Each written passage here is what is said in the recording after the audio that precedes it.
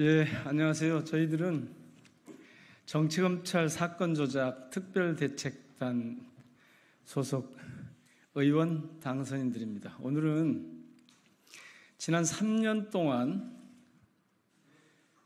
있지도 않은 이재명 경기지사의 대북 송금 사건을 마치 있는 것처럼 조작해온, 그러나 결국은 실패할 수밖에 없는 이 상황에 대해서 저희 입장을 좀 말씀을 드리려고 합니다. 그동안 계속해서 당사자들이 이 사건과 관련이 없다는 사실을 강조해왔고, 또 피의자 중에 한 분이 사실은 그게 검찰의 회유 압박에 의한 거짓 진술이야, 허위 진술이었다라고 밝혔음에도 불구하고 계속해서 마치 대북 송금 사건이 있었던 것처럼 그렇게 검찰에서 주장을 하고 수사 방향을 그쪽으로 조작해 갔는데, 국정원 문건을 통해서 뉴스타파가 보도를 함으로써 사실이 아님이 확인이 됐습니다.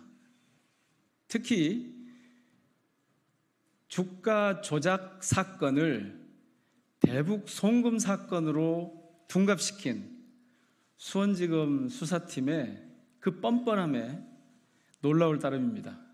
오늘은 거기에 대한 저희 특별대책단의 입장을 밝히고, 그 대응 방안의 하나로 특검법을 준비했는데 그 개요도 설명드리도록 그렇게 하겠습니다. 우선 참석하신 분들 소개해 올리겠습니다. 제 오른쪽부터요. 이건태 당선자님 오셨습니다. 이성윤 당선자님 오셨고요. 한민수 당선자님 오셨습니다.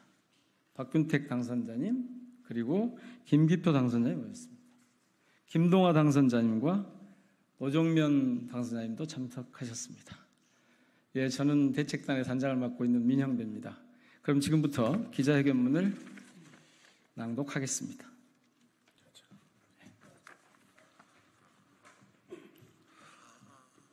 쌍방울 주가 조작을 대북 송금 사건으로 둔갑시킨 정치검찰의 사건 조작 특검으로 응징하겠습니다.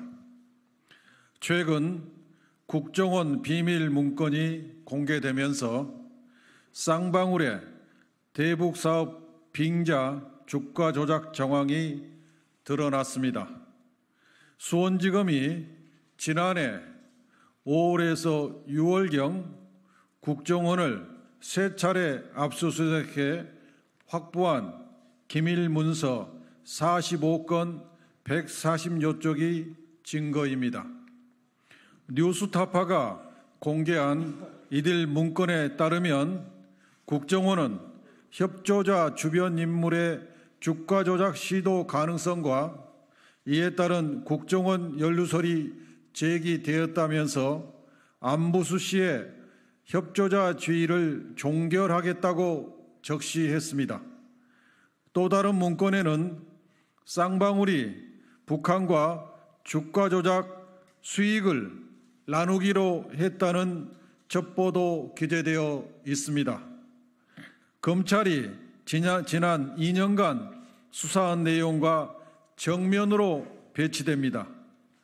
검찰은 김성태와 쌍방울 임원들의 진술을 근거로 800만 달러 중 500만 달러는 경기도가 북한에 약속한 스마트팜 지능형 농장 비용을 대신 내준 것이고, 나머지 300만 달러는 이재명 경기도지사의 방북 비용이라고 발표했습니다.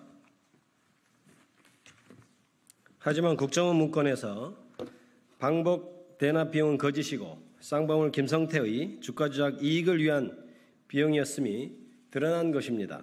이는 수원지검이 김성태 주가 조작 사건을 이재명 죽이기 대북 송금 사건으로 둔갑시켰음을 명백하게 입증하고 있습니다. 김성태가 2023년 1월 17일 체포되어 입국할 때 언론에 대고 나한테 이재명을 왜 물어보나? 나는 이재명과 일면식도 없고 전혀 모른다고 했습니다. 하지만 검찰 수사 과정에서 진술이 바뀌었습니다. 이러한 김성태의 진술의 변화는 주가 조작 수사를 봐주기로 한 거래가 있었음을 보여줍니다. 이화영 전 부지사의 진술도 불법적인 회유와 압박이 의심되는 기간을 거치며 바뀌었습니다. 검찰이 국정원 압수수색 문건으로 확인한 주가 조작 범죄로 김성태를 회유, 압박했다고 의심할 수밖에 없습니다. 이 전 부지사도 이재명 지사에 보고했다고 말한 것이 검찰의 회유와 주변에 대한 압박 때문이었다며 이를 번복한 바 있습니다. 수원지검의 대북 송금 사건 수사는 야당 대표를 구속하려 시도한 정치 사냥 수사, 진실 은폐 조작 수사입니다. 방북비용 대납이라는 정치적 프레임을 짜놓고 쌍방울 김성태 회장의 주가 조작과 국가보안법 위반 사건을 무마한 정황이 더욱 분명해지고 있습니다.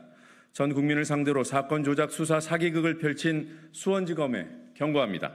조작 수사를 즉각 중단하고 국정원으로부터 압수한 문건을 국회에 빠짐없이 제출하십시오.